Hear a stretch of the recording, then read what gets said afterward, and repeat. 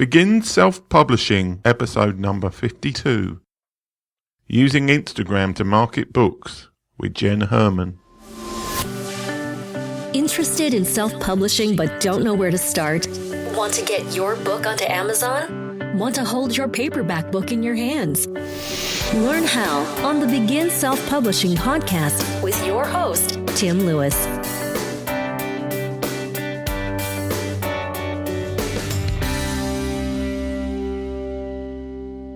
In today's episode, I talked to Jenn Herman, who is an award-winning blogger and Instagram expert. You may notice a little bit of background noise and other strangeness in this podcast interview. That's because Jenn had a large chunk of the interview with her baby sitting on her lap, and the baby woke up in the middle of the interview. Now, I've edited most of the banned baby sounds out, but you may hear the youngest ever podcast guest for this show of Jenn's baby at places, so apologies for that. And now on to the interview. Hi Jenn, what is Instagram and how does it differ from the other social media networks? Hey Tim, well Instagram is a social media platform, so just like many other things, it is meant to socially interact with other people. It is primarily a photo and video sharing platform, so it's not something where you would share links or just a status update. It's built around a visual component, which is really fun. It makes it a little bit more interesting, it's more visually stimulating, and it creates more instant interaction and engagement because people react more quickly to a photo and create some sort of emotional connection and get kind of a stronger reaction from people right away with a video or a photo. So rather than having to sit and read something or click on a link, you can convey your story or your point really quickly through a photo or video. So that's what makes it a little bit different. So I always tell people it's kind of like a visual version of Twitter, where it's a fast-moving stream depending on how many people you're following. But it's, instead of seeing short little tweets in text, you see photos and videos that scroll through your stream. So it's highly interactive. People like to engage. People double tap to like, and then they scroll through really quickly. So you do want to make sure that your message is conveyed very clearly in those photos or videos. Instagram has a bit of a reputation for people just posting pictures of whatever they're eating or pictures of themselves. How can people use it for business as opposed to just like whatever they ate for lunch? Well, of course, yeah, you get the stereotypical, it's all, for the foodies and the selfies and celebrities and that sort of thing. But as much as that's a stereotype, I would actually be willing to bet that that's, a minority of the content that's actually shared on Instagram. And a lot of businesses use it very effectively. And for those people who are using it, as a means to promote a book or something that you're publishing, I've actually published 3 books on Amazon, and I've done some ebooks for download through my website and stuff. And I always promote them on my Instagram page. So a lot of times what I do is I will ask for input on a cover art or a title of the book. So I can do a side-by-side of 2 pieces of artwork that I'm working on for the book cover, and I ask for their input, A or B. And then you get all these comments with, crowdsourced feedback in terms of what image would be best for your cover art. And then tease things about what you're working on. So for example, if you're working on your manuscript or your book or whatever it is you're working on, take photos of your work process, whether it's, what you have up on your computer screen or whether you do, the good old-fashioned pen and ink editing and you have it all typed out and you got all your scratch marks on your pages or any of those sorts of things. You want to show that kind of developmental process of how you do what you do, what inspires you. In preparation for this podcast this morning, it's actually a cold, overcast, dreary morning and I've got a picture of my desk and, my teas on my desk and in my motivation mug and that sort of thing. So share different ways about how you do your business, kind of that behind the scenes approach, things that motivate you, and or, if you love to read, what other books are you reading? Take a photo of a book you're reading. Anything like that helps kind of show who you are as an author, who you are as a person, and who you are as a business. Okay, so if somebody's brand new to Instagram, what approach would you recommend for them for starting to think about promoting their books or other projects on Instagram at the moment? Well, they want to make sure they set up their account as best as possible to let people know what you do. So you want to make sure that your account, your bio, is set up that says that, maybe you want to be defined as an author, or maybe you're a blogger but you're writing a book, or maybe you are a specific type of business niche or something. So you want to make sure that's in your bio. And then you want to make sure that your username, which is how people know you on Instagram, when you comment on something, like something, or post something, you're known by your username. So if you want people to know that you're a writer, you might want to have the keyword writer in your username, or author, or some other defining characteristic that tells people who you are and what you do. So you want to make sure that's set up for maximum results, so when people find you, they know that that's what you're doing and what they can expect from you. But then you want to make sure that you're posting content that supports that as well. So you don't want to just jump on Instagram and go, okay, I'm writing a new book and I'm just going to, start posting a bunch of random stuff about books. You want it to all have a strategy around your content. So if you are a mystery book writer, you want to maybe post photos that are related to that. Maybe you're out walking in the woods and that's a great, scene setter for a scene in a book that either that you're writing or you're reading. So you want to think about your content that you're posting in relation to your brand, your style, your type of niche or anything like that. You don't just want to be like, oh, I'm just posting a sunset because I'm posting a sunset, and I'm posting my dinner because I ate dinner. You want to make sure that everything you post has some sort of strategic value associated with the purpose of your Instagram account. Okay. I think this is one of the problems I suffer with my Instagram account.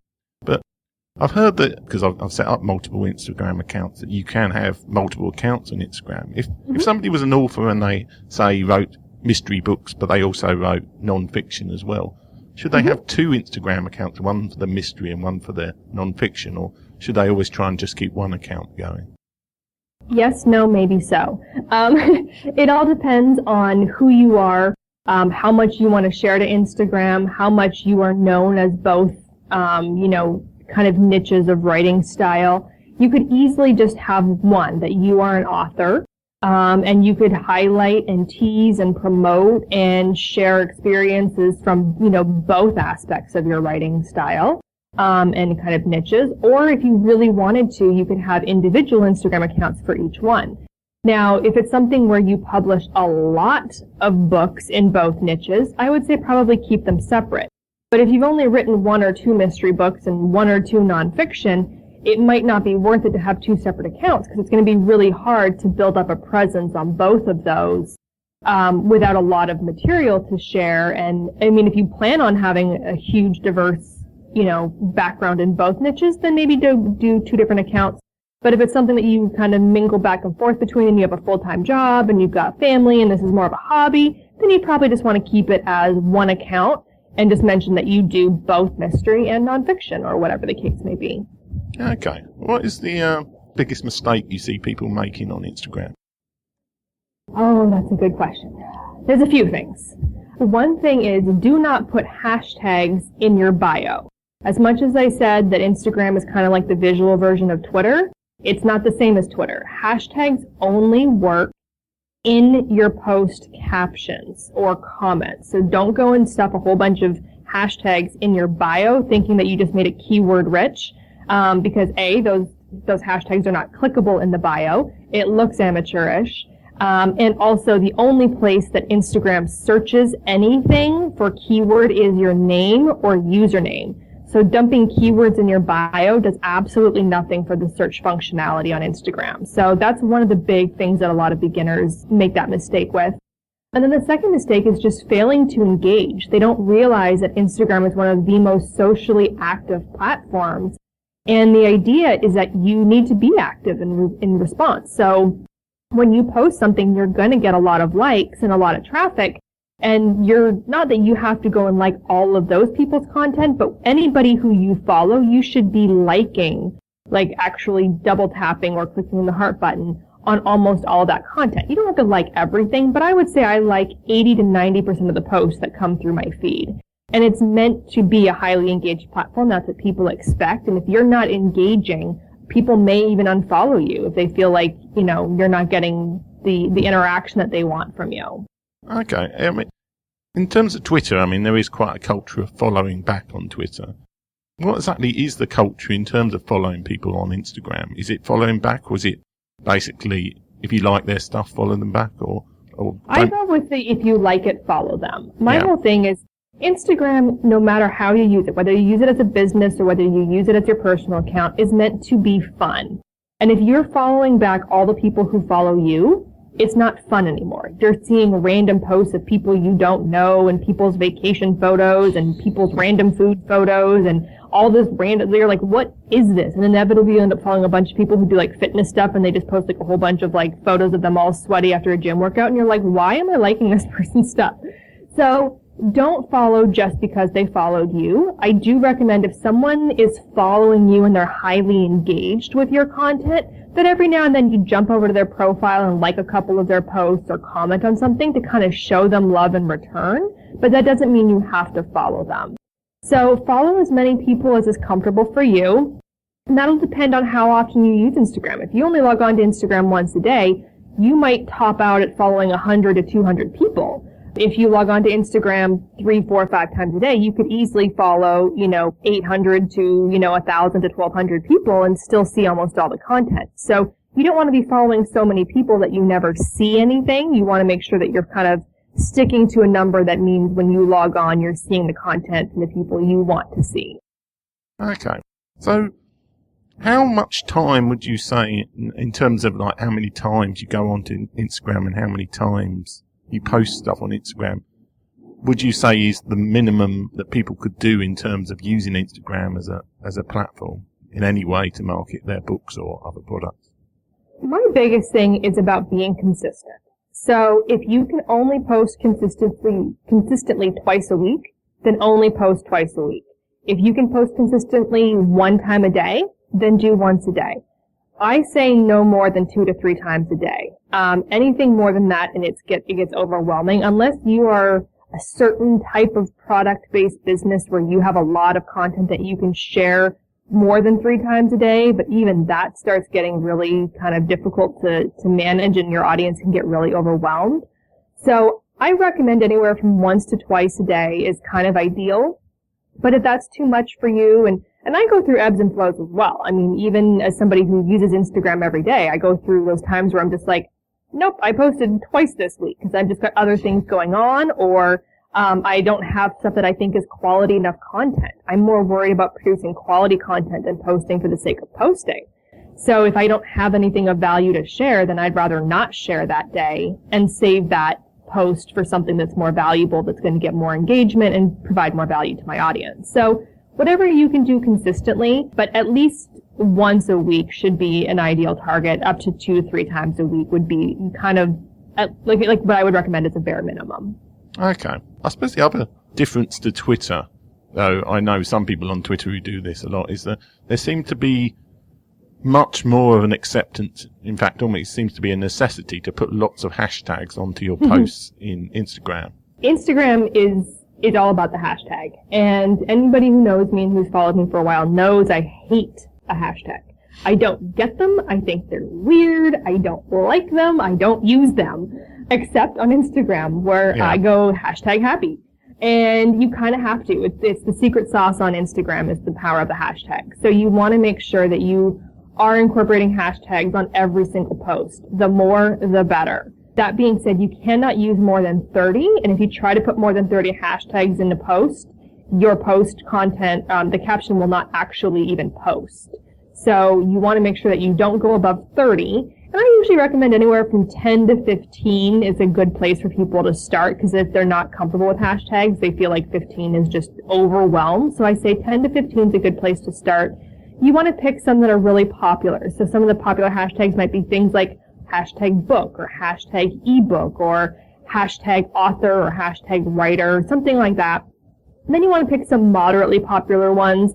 Those might be, something more related to the type of writing. So whether it's a mystery writer, or, children's book author or, children's books or something like that might be a bit of a more moderately popular hashtag.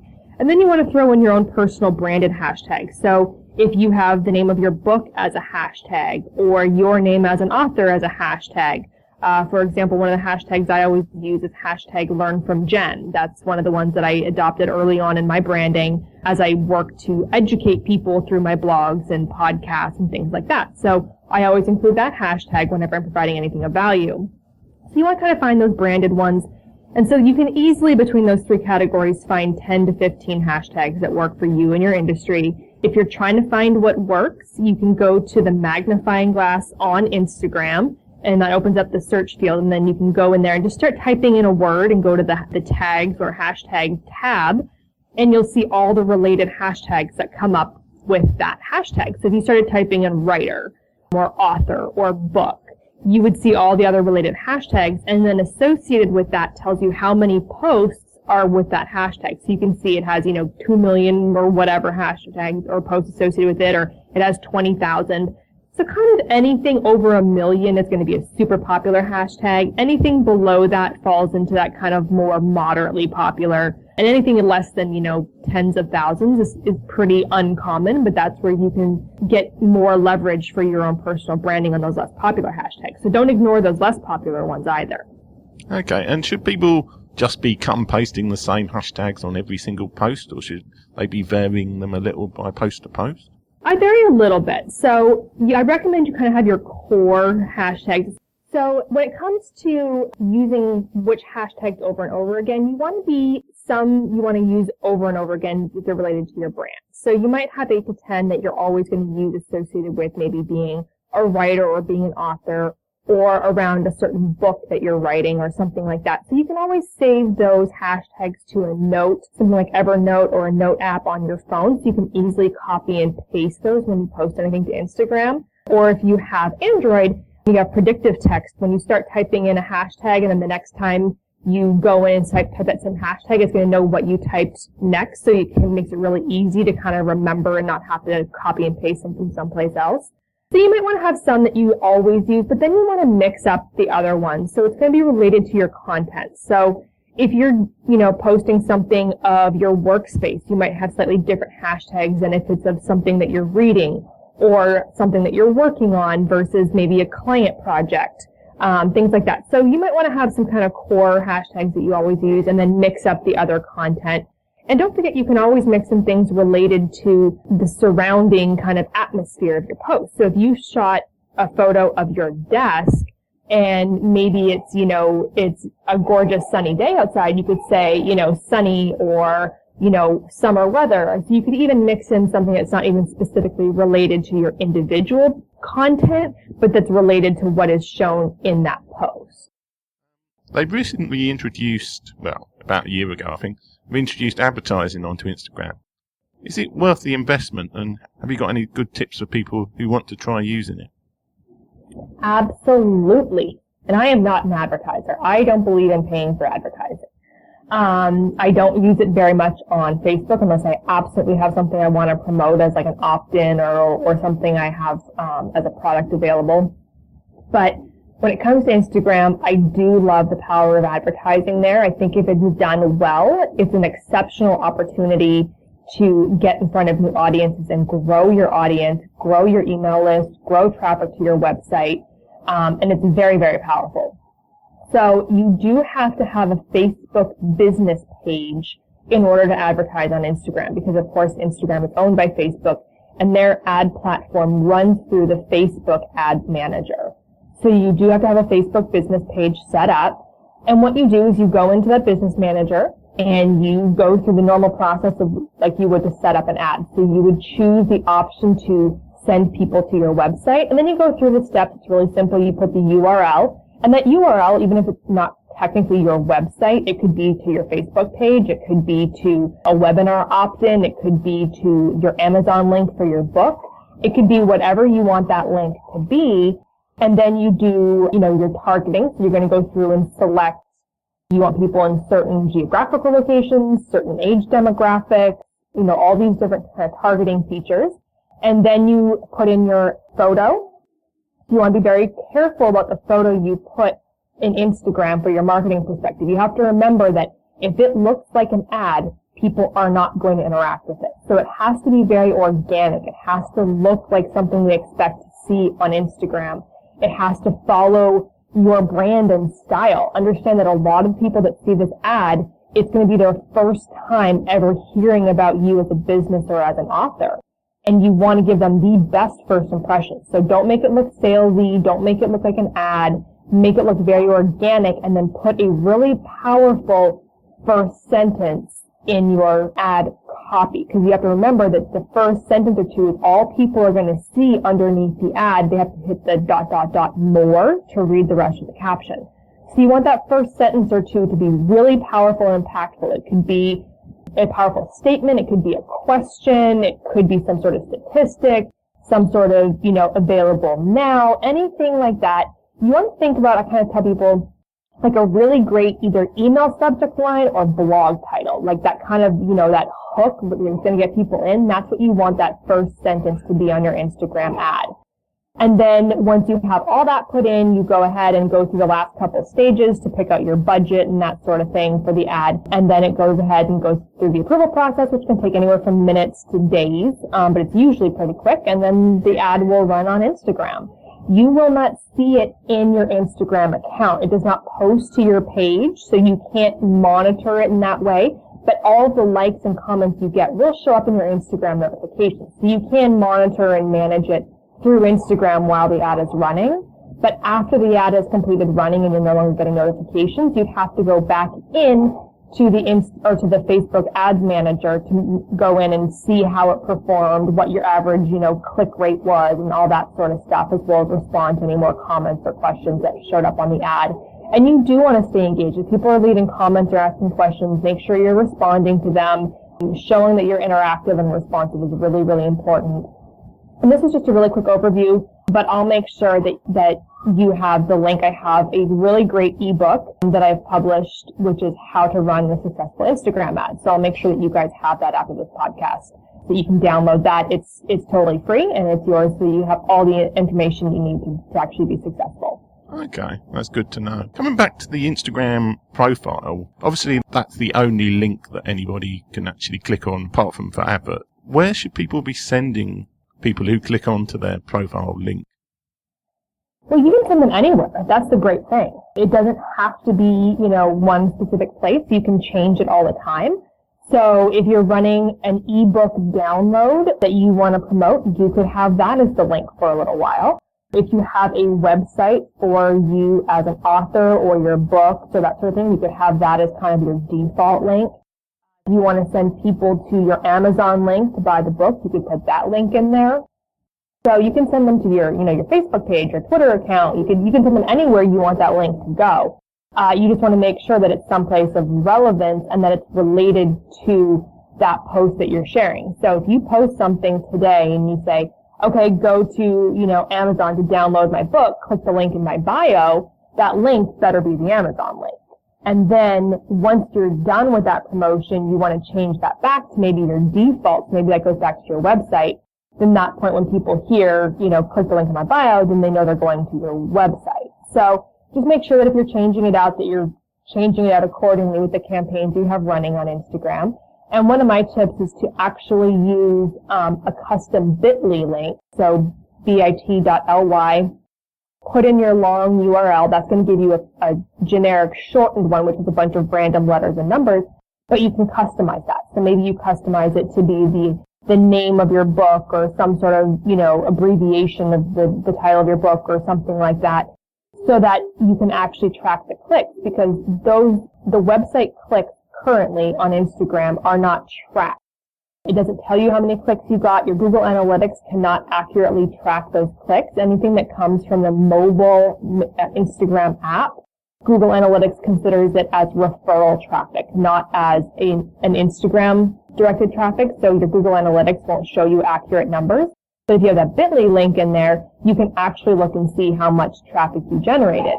And if you're running a campaign, it's great because you can see how many clicks came specifically from that individual campaign and say, okay, I had 23 clicks to my Amazon link for my book this week. How many sales did you get? So you can actually look at your conversion rate now and see how well that's performing for you.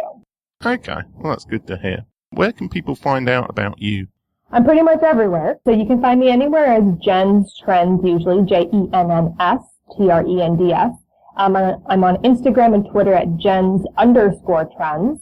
And my website is jenstrends.com. And if you go there, you can find all the links to all my social media profiles. You can find all my blog posts. I've written over 100 posts dedicated just to Instagram marketing.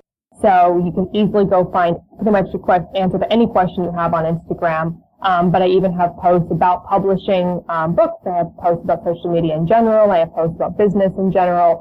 So all that kind of stuff. If you want to find anything, just use the search tab on my website. And then I hope that you'll sign up for my newsletter, so that every week you'll get a newsletter with my latest blog posts and any links to podcasts or anything that I have going on for additional value to be shared. Okay, well, it's very nice to talk to you today, Jenn.